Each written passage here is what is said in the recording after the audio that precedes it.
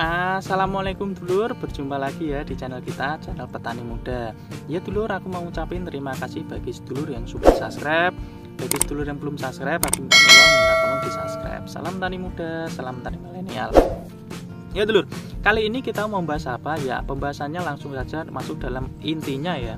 Pembahasannya tentang bukan obat-obatan yang bisa meningkatkan hasil dari tanaman tadi. Karena apa?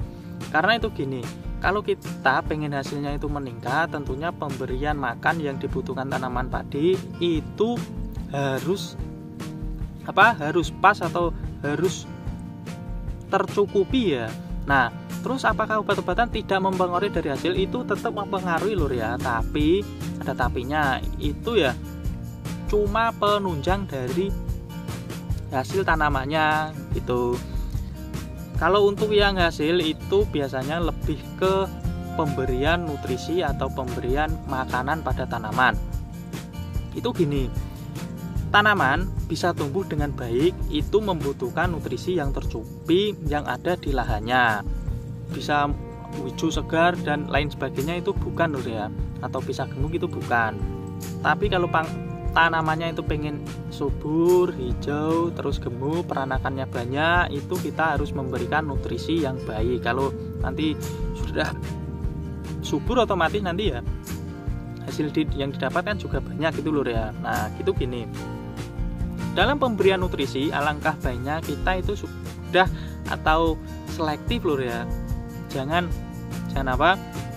asal-asalan, dan karena sekarang kan juga sudah banyak konten kreator, itu kan kita juga bisa memilah dan memilih apa yang baik dan yang bagus untuk tanaman ataupun yang baik untuk diberikan pada tanaman. Dan tidak kalah pentingnya apa? Tidak kalah pentingnya kita juga harus bisa menghitung itu lur ya, menghitung sekiranya pengeluarannya itu berapa. Pilihlah yang paling murah itu yang mana gitu lur.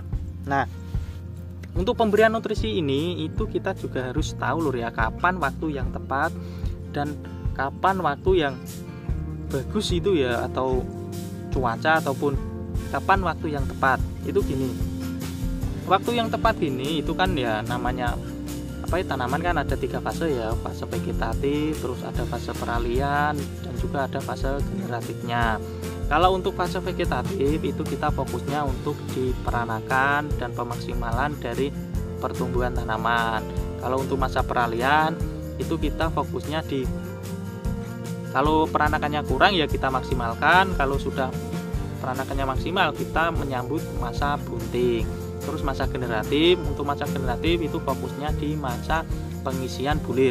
Kalau untuk di awal-awal masa vegetatif itu kita fokusnya untuk pemberian atau menyehatkan tanaman atau mempercepat proses pertumbuhan tanaman. Tentunya kita memberikan nutrisi yang baik dan pas gitu ya untuk tanaman. Kalau kita untuk di channel ini, channel Petani Muda, untuk pemberian nutrisi kita ini lur mengandalkan untuk penggunaan ini asam amino super.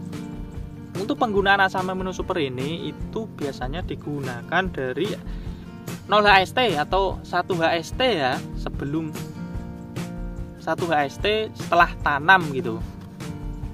Jadi kita langsung mengaplikasikan ini asam amino dengan dosis yang sekiranya cukup cukup irit lur ya, kisaran 25 sampai 30 mili untuk tangki 16 liter. Jadi kalau ini kemasan 1 liter itu kisaran bisa untuk 30-an tangki itu. Jadi kalau 30 tangki bisa dibayangin lur ya, itu per tangki cuma menghasilkan atau cuma butuh biaya kisaran Rp3.000 ya. Terus apa tujuannya kok dari 1 HST itu sudah diberikan asam amino super? Itu untuk menunjang pertumbuhan lur ya. Agar apa? Agar dia bisa beradaptasi di lingkungan lebih cepat, pertumbuhannya itu lebih cepat, perakarannya, penyebarannya itu juga lebih cepat, otomatis nanti peranakan atau pemecahan selnya itu juga lebih cepat. Dan dia tidak stres berlebih ya karena pindah tanam. Terus usahakan itu pemberiannya itu rutin seminggu sekali, dari usia 1 HST, terus 7 HST, nanti usia 15 HST, dan seterusnya itu kalau bisa itu rutin seminggu sekali. Terus nanti pada saat masa perubahan atau masa peralihan dari masa vegetatif ke generatif itu dosisnya ditambahi lur ya, jangan 25 sampai 30 mili. Karena apa? Karena kan tanaman itu kan sudah lebat dan kebutuhan nutrisinya pun itu juga sudah banyak. Jadi kita dosisnya ditambahi kisaran 35 sampai 40 mili untuk tangki 16 liter dengan durasi yang sama lur, yaitu berapa? Yaitu adalah seminggu sekali bagusnya ya. Kalau telat-telatnya ya 10 hari sekali itu juga nggak masalah. Kalau 2 minggu sekali itu bisa seperti aku kemarin, tapi dosisnya harus 2 kali ya. Jangan cuma sekali, itu nanti kurang bagus itu. Karena apa? Pemberiannya kalau masa generatif itu lebih banyak itu gini loh ya. Dia kan pada saat masa bunting itu kebutuhan nutrisi untuk tanaman itu kan lebih banyak, karena dia selain untuk menjaga dia itu tetap sehat, dia juga menjaga atau membutuhkan nutrisi untuk pembuatan batang atau pembuatan male yang terjadi di dalam batang padinya ya.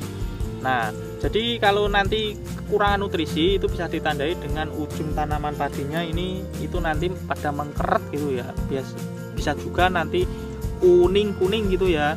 Itu dia kekurangan nutrisi. Jadi kita menggunakannya itu dosisnya ditambahi.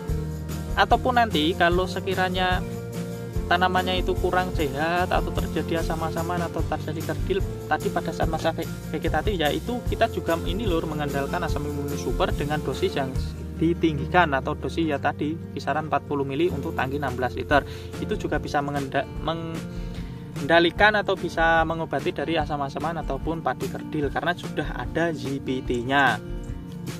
Kalaupun untuk tadi di masa bunting sudah lur ya, terus masuk masa pengisian bulir itu kita tetap mengandalkan ini asam amino super. Walaupun banyak yang mengatakan kalau penggunaan asam amino super itu bisa mengakibatkan atau nanti berasnya itu lebih putih-putih dan berasnya kurang bagus. Ya itu kalau kandungan dalam asam aminonya itu cuma asam amino gitu ya. Tapi kalau kandungannya sudah komplit seperti NPK atau penambahan dari unsur-unsur mikro yang lain itu nanti ya berasnya tetap sama lur ya, tetap bagus karena kita sudah mempraktekannya kisaran 2-3 tahun ini ya. Itu gabah atau beras yang dihasilkan itu juga bagus, bening-bening gitu ya. Dengan dosis berapa? Kalau untuk pengisian bulir itu dosisnya ya samakan saja pada saat masa bunting lur ya, kisaran 35 sampai 40 mili untuk tangki 16 liter dan sesuaikan juga kesuburan tanamannya. Kalau sudah subur ya dosisnya itu lur ya, tapi kalau tanamannya masih kurang subur ya dosisnya bisa tambahin kisaran 50 mili, itu tidak masalah lur ya, karena ini kalau dosisnya tinggi itu tidak mengakibatkan itu OD. Untuk sementara ini itu paling banyak dosis yang pernah aku aplikasikan itu 100 mili untuk tangki 16 liter dan alhamdulillah bagus lur, tidak terjadi OD ya. Tapi kalau kita menerapkan dosis yang tinggi ya nanti hitungannya itu kan mahal lur ya. Tapi kalau soal hasil emang bagus. Jadi kita dosis standarnya itu tadi kisaran 25 sampai 30 mili untuk tangki 16 liter. Jadi ini tadi lho ya yang bisa meningkatkan hasil dari tanaman kita, yaitu adalah nutrisi tanaman, bukan obat-obatan. Kalau obat-obatan itu penunjangnya atau untuk menjaga tidak terjadi serangan hama. Kalau tidak terjadi serangan hama dari awal itu kita tidak menggunakan obat-obatan pun itu tanamannya itu masih tetap bagus lur ya. Tapi yang dibutuhkan tanaman itu apa? Yaitu adalah nutrisi tanaman. Jadi bisa membedakan lur ya. Jangan asal-asalan. Nah gitu dulur. Bagi sedulur yang belum jelas atau pengen bertanya bisa tanyakan langsung di kolom komentar. Salam tani muda, salam tani milenial. Assalamualaikum.